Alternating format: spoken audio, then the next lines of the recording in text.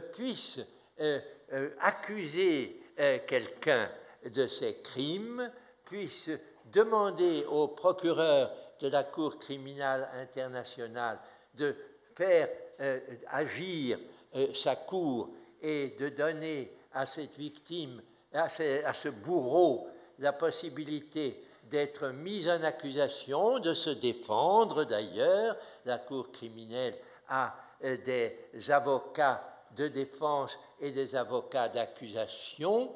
C'est une cour qui a déjà fonctionné. Ces jours derniers, elle en a traduit un autre, c'est l'ancien président de la Côte d'Ivoire, Gbagbo, lequel s'est conduit d'une façon criminelle après le moment où il a perdu son rôle de président parce que l'élection en avait désigné un autre. Il a commis à cette suite des crimes et nous allons donc le voir accusé et peut-être jugé par la Cour criminelle.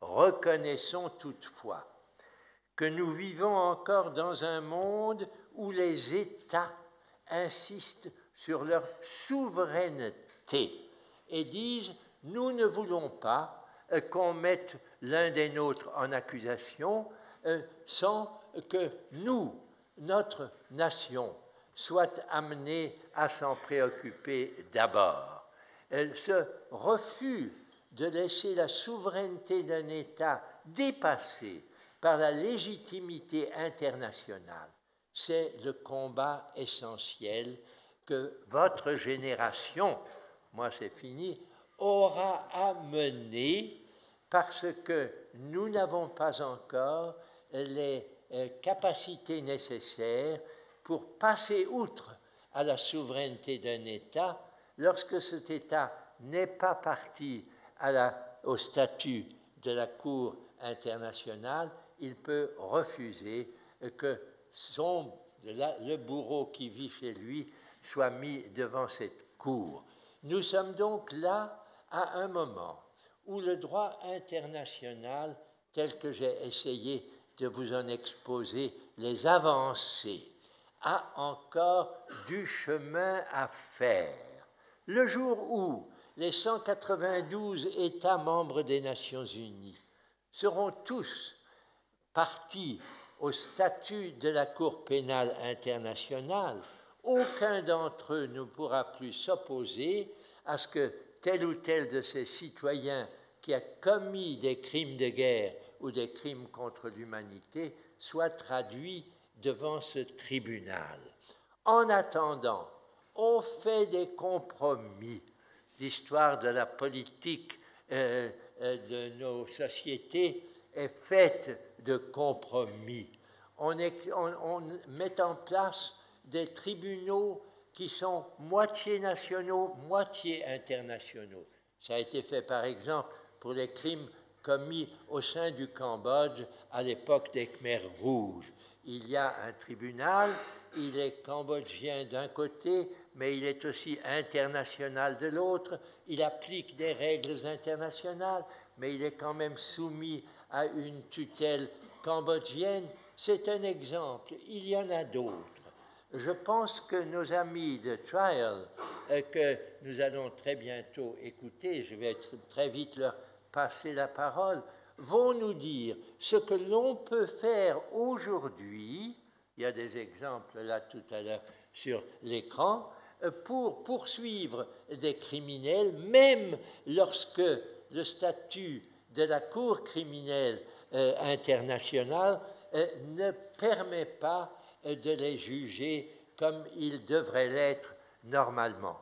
Les objections, les obstacles qu'il s'agit de dépasser, tiennent, comme tous les obstacles du monde au droit international, à la résistance des souverainetés nationales.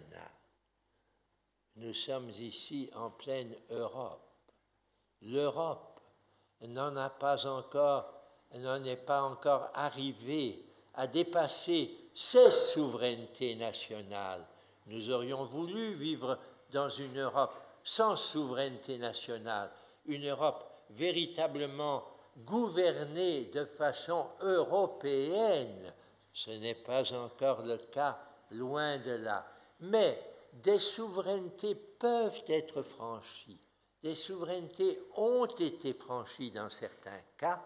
Et ce qui nous intéresse aujourd'hui, c'est de réfléchir. Où en sommes-nous au juste?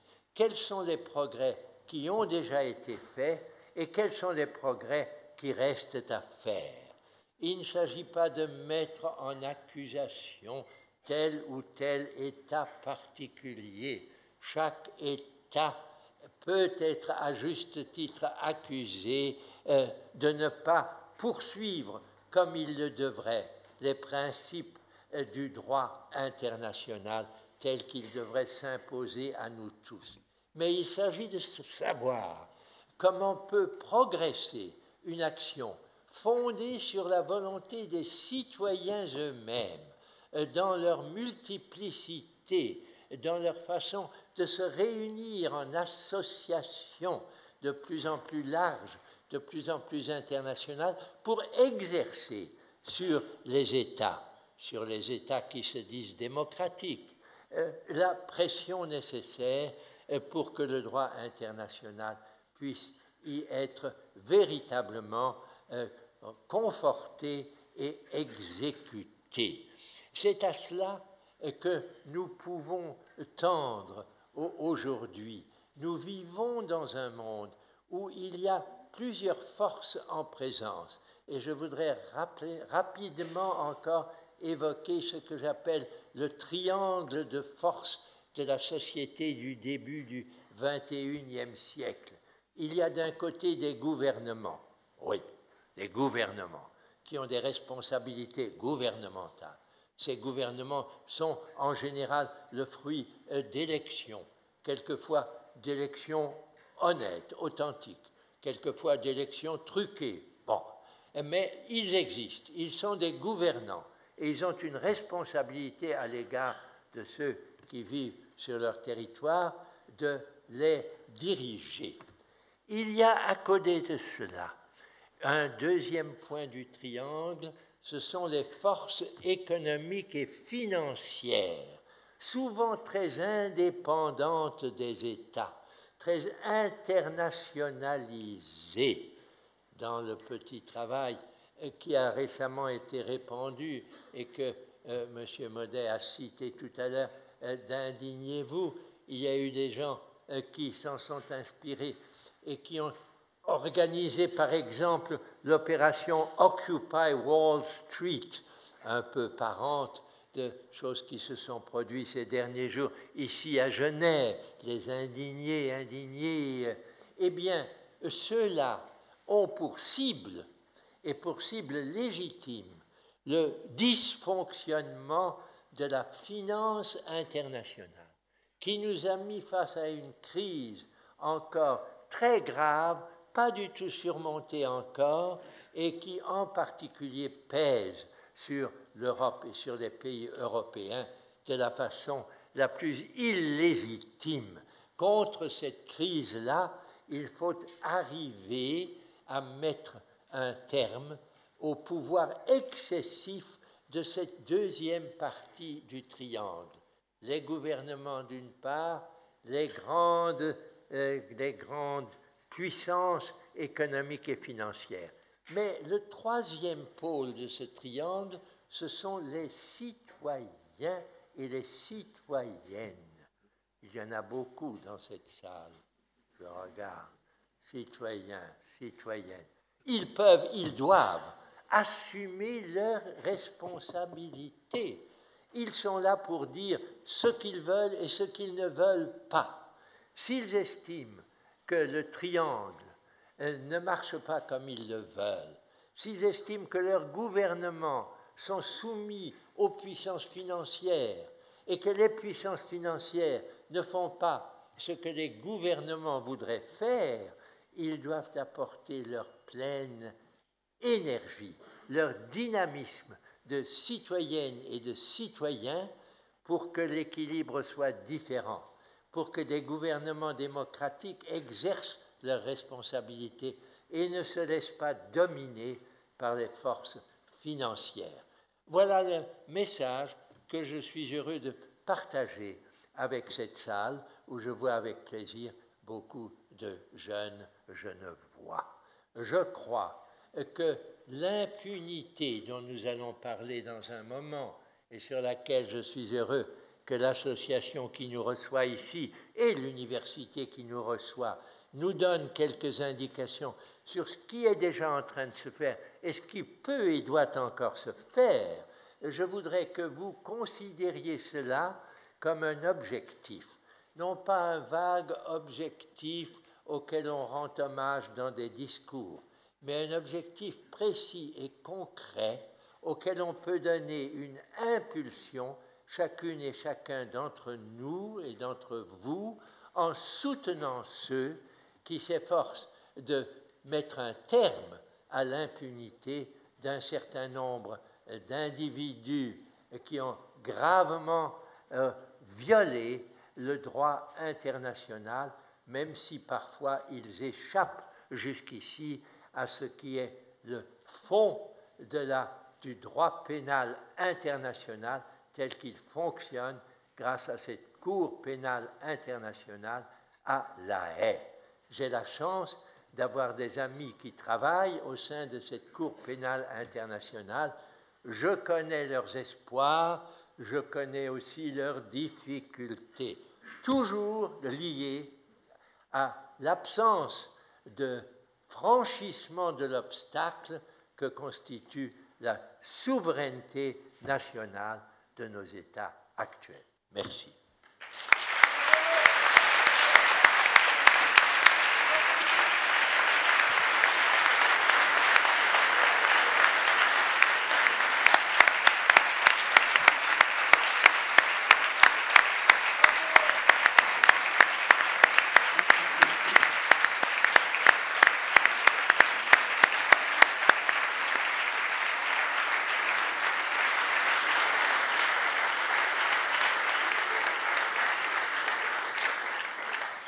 Merci infiniment, cher Stéphane Hessel, pour avoir si bien donné le cadre de cette soirée et nous avoir montré combien la lutte contre l'impunité est une obligation citoyenne et une mobilisation qu'il s'agit de poursuivre. Merci beaucoup pour cette introduction et merci aussi à Trial de m'avoir invité pour faire le modeste facilitateur de cette deuxième partie de la soirée. Je suis l'ancien directeur de la section suisse d'Amnesty et je travaille toujours pour Amnesty International au niveau plus international. Et une des occupations que j'avais eues, et fait référence à ce qui vient d'être dit, est celle d'avoir, il y a quelques années, c'est-à-dire en 1998, en 98, était à Paris comme responsable du service de presse de la manifestation qui fêtait le 50e anniversaire de la Déclaration universelle.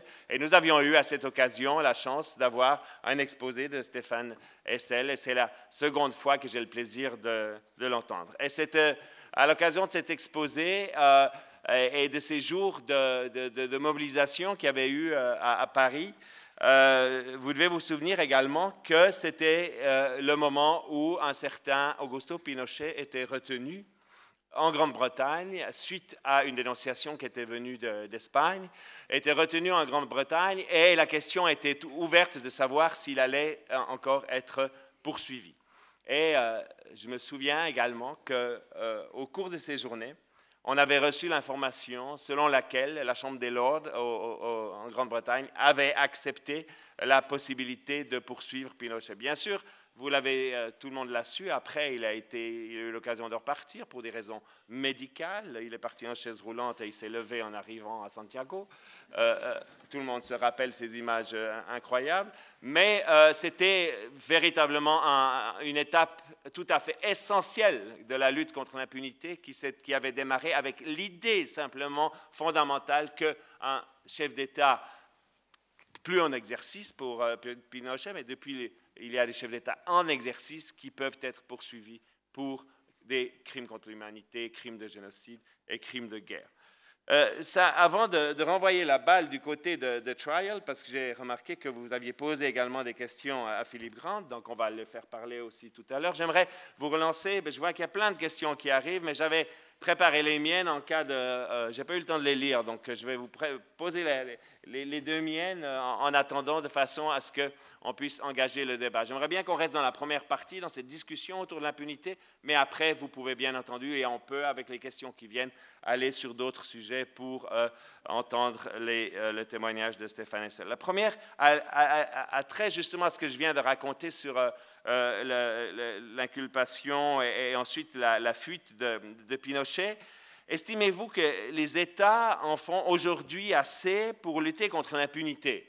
Et je fais référence à un communiqué de presse que j'ai lu aujourd'hui de nos amis de la section française d'Amnesty International, mais aussi de la FIDH et d'autres organisations en France qui appellent le gouvernement français à mettre des moyens supplémentaires à la disposition de ce qu'ils appellent le pôle pour la justice, pôle judiciaire des crimes contre l'humanité à Paris, pour véritablement faire un travail en profondeur, parce que comme Philippe l'a souligné également pour la Suisse, il faut des moyens pour mener les investigations nécessaires. Première question, est-ce que vous estimez que la France ou les États qui nous occupent ici en Europe en font assez pour lutter contre l'impunité? Et deuxième question, vous avez évoqué également la question de Gbagbo et son transfert à La Haye. Pour vous qui avez aussi cette vision aussi historiquement profonde de cette lutte contre l'impunité, vous qui avez suivi aussi le procès de Nuremberg, Nuremberg c'était véritablement la justice des vainqueurs. Certains disent aujourd'hui la Cour pénale internationale, c'est aussi la justice des vainqueurs, parce qu'on verra Gbagbo à la Cour à La Haye, mais on ne verra pas Ouattara. Or, il y a certainement, et Amnesty notamment, a publié un certain nombre de rapports où la responsabilité du président en exercice de Côte d'Ivoire est également engagée. Alors, comment est-ce que cette Cour pénale internationale, à votre sens, peut effectivement être autre chose qu'une justice de vainqueurs? Alors, voilà deux questions. Sur la première, je serai bref. Je ne suis pas au courant de ce qui se passe à cet égard en France, qu'il y ait un pôle, j'en suis très content, que ce pôle a des moyens insuffisants, ça ne m'étonne pas. Quel est le gouvernement actuel, même le plus démocratique, sauf peut-être la Norvège ou l'Islande, et qui a du droit international une conception aussi forte que ce que nous souhaiterions? Je ne doute pas que mon beau gouvernement ne donne pas les moyens nécessaires à ce pôle. Qui peut faire quelque chose pour que ça change? Qui, sinon les citoyens dans leurs associations? Il y a en France des associations, vous les avez d'ailleurs nommées, la FIDH notamment, la Ligue et d'autres. Je compte sur eux pour faire ce que vous souhaitez qu'il soit fait, c'est-à-dire pour donner à ce fameux pôle dont je n'étais pas au courant.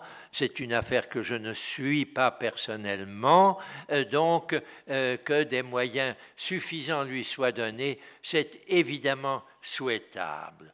Votre deuxième question est plus générale. Est-ce que nous sentons qu'il y a un progrès fait actuellement pour que soit reconnu partout où ils sont suscités des situations qui pourraient être justiciables du droit international, et pas seulement quand l'un des partenaires qui a commis des horreurs est traduit devant la justice et que l'autre, qui a sans doute commis lui aussi des horreurs, peut-être pas dans la même situation, n'est pas actuellement mis devant la justice. C'est là qu'intervient toujours la différence entre le droit et la politique. Le droit devrait ne connaître que des règles absolues. C'est comme ça qu'il est vraiment droit. Et je répète toujours que c'est au sein de la Charte des Nations Unies que se trouvent les règles fondamentales et légitimes du droit. Si M. Ouattara est amené à comprendre que lui-même ou des gens sur lesquels il exerçait sa responsabilité ont commis des actes qui peuvent être considérés comme des crimes de guerre, on peut le voir, et si c'est le cas, rien ne devrait s'opposer à ce que cela soit aussi traduit en justice, rien d'autre que la souveraineté défendue de chacun des États. Moi, Ouattara, je suis maintenant le président de la Côte d'Ivoire. La Côte d'Ivoire est prête à faire juger Gbagbo, mais elle n'est pas disposée à donner les moyens pour juger quelqu'un d'autre. Ça, c'est la politique. Qui peut jouer contre cette politique? Ce sont tout d'abord les citoyens du pays lui-même. Il n'y a aucune raison que les Ivoiriens se laissent impressionner indéfiniment par celui qu'ils ont élu à la présidence, mais que pour autant, ils ne disculpent pas de tout le mal qui a pu être fait en son nom. Mais ce ne sont pas seulement les citoyens de Côte d'Ivoire, ce sont les citoyens de tous les pays membres des Nations Unies qui peuvent se référer au droit international et qui peuvent exercer une pression sur le gouvernement de Côte d'Ivoire. Voilà ma réponse à vos deux questions. Merci. Merci infiniment. Et entre-temps, de très nombreuses questions sont arrivées, toute une série de questions qui ont à voir avec la dimension économique auquel vous avez fait allusion, de l'impunité aussi dans ce domaine-là et de l'injustice. Mais peut-être on va se retourner vers Philippe Grand, puisque vous l'avez fait vous-même en disant, mais voilà, moi je ne suis pas, et on l'a vu dans quelques minutes de préparation que nous avions avant cette conférence, vous n'avez pas forcément suivi l'ensemble du dossier tel qu'il est à ce jour, de savoir, par exemple, vous étiez peut-être un peu étonné de savoir qu'il était possible de poursuivre en Suisse des personnes qui sont de passage en Suisse, à Genève notamment, sur la base d'un certain nombre de conventions, de textes ou de législation internationale. Alors, ce serait peut-être bien qu'à cette question-là, à savoir quel est l'état actuel de la lutte contre l'impunité, quel est le travail que Trial, en plus que ce que tu as déjà indiqué tout à l'heure, le travail que Trial et les citoyens que nous sommes peuvent engager sur ce dossier. Une question qui se joint à ça, peut-être Philippe, c'est est-ce que l'action de Trial se limite à la traque de criminels étrangers ou ayant commis des crimes à l'étranger, ou est-ce qu'on peut aussi envisager des procédures contre des personnes morales et des groupes d'intérêt suisses? On cite notamment un certain groupe, Nestlé, ou d'autres de l'agroalimentaire. Et c'est Lorenzo qui pose cette question. Philippe. Peut-être le premier point sur les possibilités d'agir autres que la Cour pénale internationale ou les autres tribunaux internationaux qui existent. Vous savez qu'il y a toute une série de tribunaux qui ont déjà été mis en place, que ce soit celui pour juger le génocide au Rwanda, les horreurs commises en ex-Yougoslavie. Il y a un tribunal sur le Liban pour certains actes de terrorisme qui ont été commis au Liban. Il y a des cours hybrides. Stéphane Hessel a parlé du tribunal au Cambodge. Il y a eu un tribunal en Sierra Leone. Il va y avoir un jugement dans quelques semaines dans l'affaire Charles Taylor, l'ancien président du Libéria voisin, pour sa responsabilité dans les horreurs commises en Sierra Leone. Vous avez des tribunaux mixtes en Bosnie. Il y a toute une série d'institutions qui existent déjà.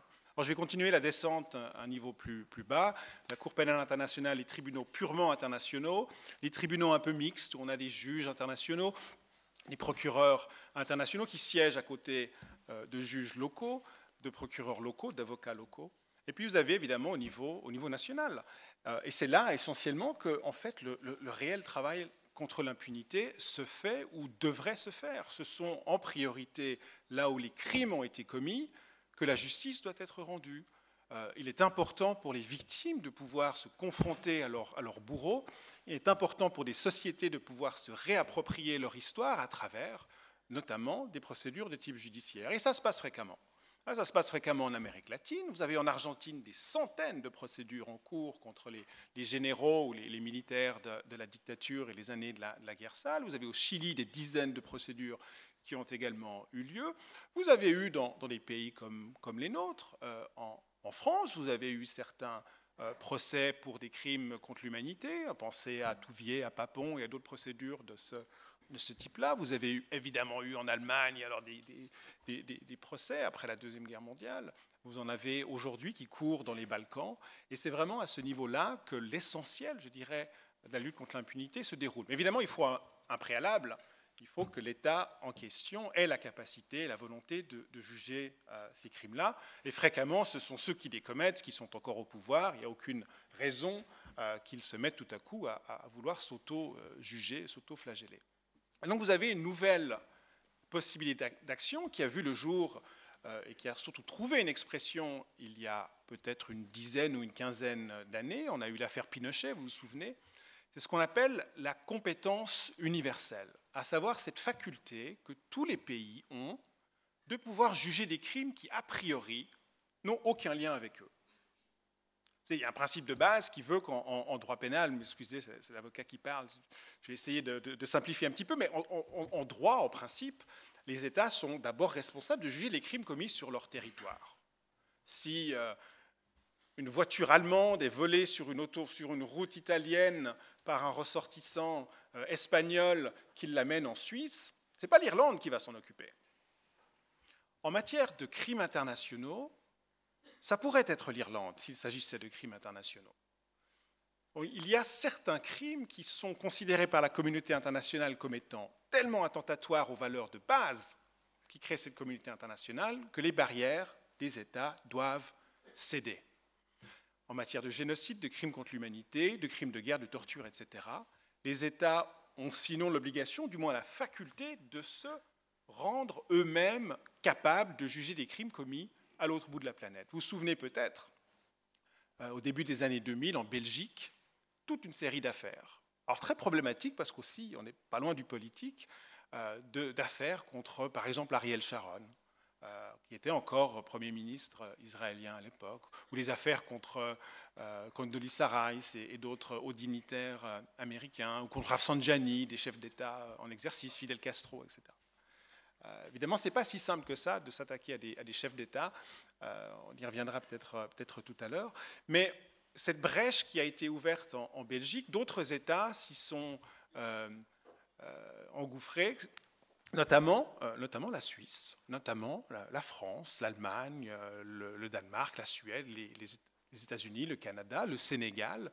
Il y a aujourd'hui, à l'heure même où nous parlons, des dizaines de procédures concernant des auteurs de crimes commis en Irak, en Sierra Leone, en Somalie, en Afghanistan, au Rwanda, en ex-Yougoslavie, qui ont lieu devant des tribunaux qui, a priori, n'ont pas de lien direct avec ces crimes. C'est ce qu'on appelle donc cette compétence universelle. La Suisse l'a exercée à quelques reprises. Un bourgmestre rwandais a été condamné ici à 14 ans de prison pour sa participation à des massacres dans son pays. Il y a eu un acquittement d'un bosno-serbe devant les tribunaux suisses, et puis il y a des procédures que Trial a diligentées, par exemple l'ancien ministre de la Défense algérien qui est poursuivi maintenant en Suisse pour crimes de guerre commis durant la guerre civile. Donc je crois que c'est important de rappeler ces différentes facettes, ces différentes dimensions. Je reviendrai peut-être plus tard sur la question économique. J'aimerais bien aussi entendre, moi je vous renvoie la balle, Monsieur Hessel, vous entendre vous sur la question des crimes économiques et de la possibilité d'y répondre. Il y a beaucoup de questions, et je joue ton rôle, Daniel, il y a beaucoup de questions qui portent sur la possibilité de créer peut-être un tribunal international de la finance. Est-ce que c'est quelque chose d'envisageable à votre avis? Oui, effectivement, beaucoup de questions.